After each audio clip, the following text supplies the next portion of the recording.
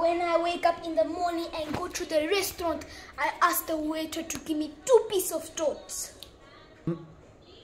Then the waitress give me only 1 piece of toast. Then I told her that I want 2 pieces on my plate.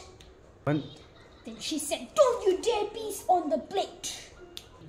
Then later I go to a bigger restaurant and I ask the waiter to give me a delicious breakfast. And then the waiter give me, but the waiter only give me a spoon and knife. Then I said to the waiter, I want to fork on my plate. And then she said, "Don't you dare fork on the plate. Go to the toilet and fork on the plate."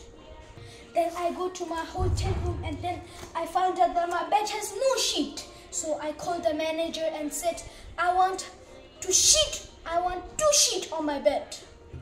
Then he said, "If you want to sheet, go to the toilet."